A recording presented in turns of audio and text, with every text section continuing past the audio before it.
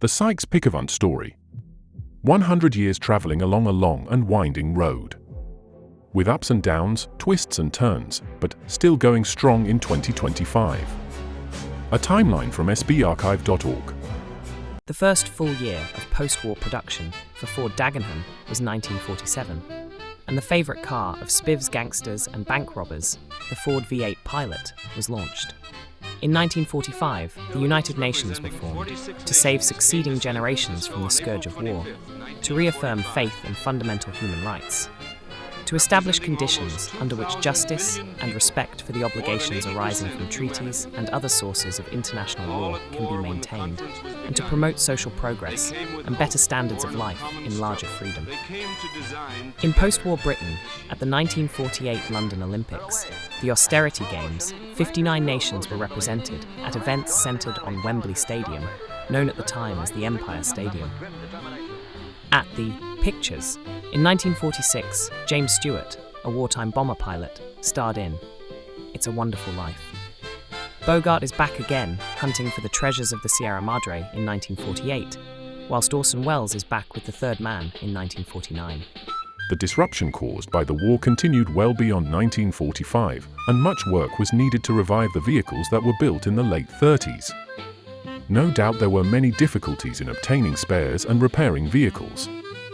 Although petrol for private vehicles did resume after 1945, it was still strictly rationed until 1950.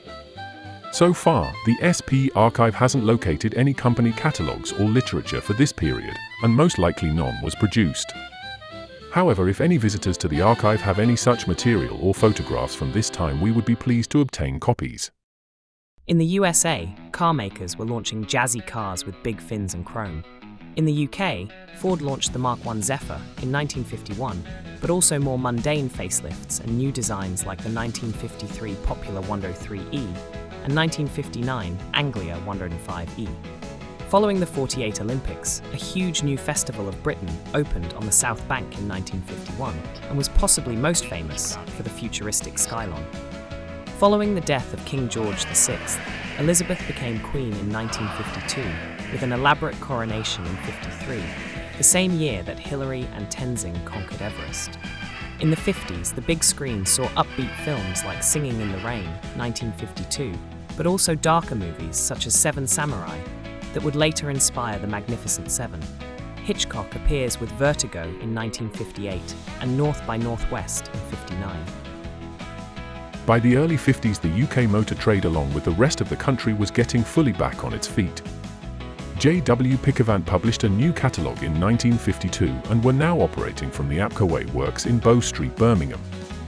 The puller range was expanding and now included hydraulic pullers, which would later develop into the famous 1500 series.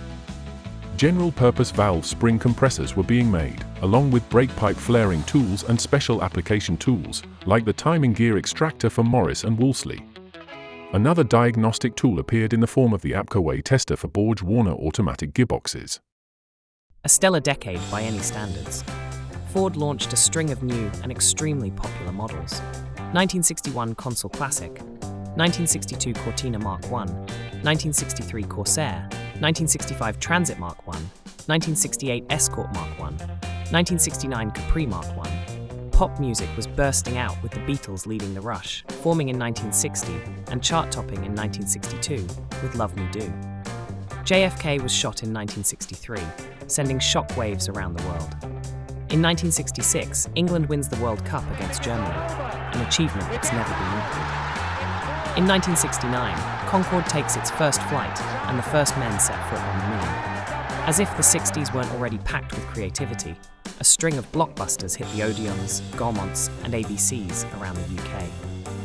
1960, The Apartment, 1960 Psycho, 1962, Lawrence of Arabia, 1963, The Great Escape, 1964, Dr. Strangelove, 1966, The Good, the Bad, and the Ugly, 1968, Once Upon a Time in the West, 1968, 2001, A Space Odyssey.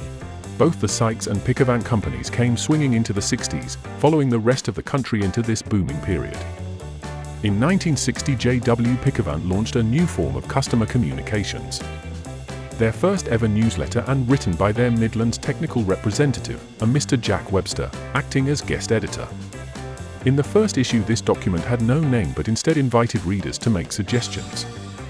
As it happened, the very first piece of motorway constructed in the UK had been completed in 1958, providing a bypass around Preston. This was the first section of M6, and over the next few years more sections of motorway opened around the country. So, the Sykes-Pickavant newsletter was christened Motorway. An important story in the autumn issue of Motorway was the appointment of Walter Douglas to a new role, specializing in the industrial sector and focused on the super heavy-duty Lodestar range of hydraulic pullers, with up to a 100-ton capacity, and using a separate hydraulic ram to provide the motive force. Lodestar pullers were used by many companies including Power Generation and Ministry of Defence. More pieces of test equipment appeared, and in 1963 a new JWP catalogue was published, followed by one from JF Sykes. JFS also started work on a brand new, purpose-designed building at Kilhouse Lane in 1964.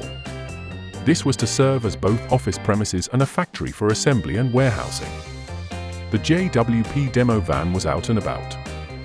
Motor shows and industry dinners were attended, but increasingly the ranges of the two companies were overlapping. A brand new factory for Sykes, pending redevelopment of the JWP site in Bow Street, Birmingham, and an unnecessary duplication of products, encouraged the managing directors of the two companies to consider a merger. Curiously, they met to plan the merger at a hotel close by that first piece of M6 to be built near Preston. The fact that the management of both companies had enjoyed a friendly rivalry over many years made the prospect of a merger more palatable. By 1968 the deal was done. The management and staff met for a get-to-know-you conference in the Lake District, and the first merge catalogue was launched. Ford continues rolling out new market-leading models like the Granada Mark I in 1972 and the Mark I Fiesta in 1976. Later in the decade, the first dramatic technology improvements in 70 years are introduced under car bonnets. Electronic fuel and engine management systems. In 1971, pounds, shillings, sixpences, threepenny pieces and pennies give way to p's. The UK adopts decimal coinage. The terracotta army guarding the first Chinese emperor, Qin Shi Huang, are discovered at Xi'an in 1974.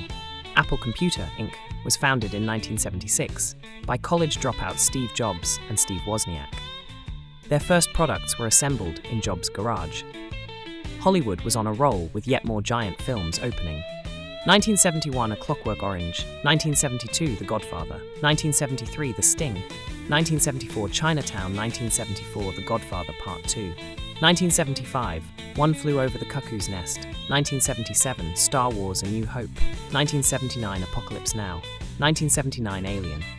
1971 marked the 50th anniversary of the now-merged enterprise, and to mark the occasion a comprehensive booklet was published, which you can read in detail on the sbarchive.org website. This booklet provided the inspiration and source for much of the material on this video. Peter Hill was in full swing with his sales trips to Australia, South Africa, and New Zealand, continuing to cement the export sales success that had been founded several decades beforehand. In 1971, whilst visiting New Zealand, he enjoyed meeting their Prime Minister, along with Stuart Masters, who was the agent for SP, as well as being a personal friend of Sir Keith Holyoake, the PM. More high-level encounters occurred in 1977 with the visit to St Anne's by HRH the Duke of Kent. The brochure covering this visit can also be found on sbarchive.org. The growth in do-it-yourself activity during this period encouraged SP to present some of the most popular service tools in retail packaging in 1977. This group of service tools grew to around 100 items and was to be found across the UK in the growing network of Halford stores. Another major retailer featuring the new Speedline range was Motorist Discount Centres. The range also found its way into the network of specialist cash and carry wholesalers who served the independent automotive high street shops. 4 feet-wide display stands were provided to all stockists on a loan basis, though in truth not many ever found their way back to St Anne's.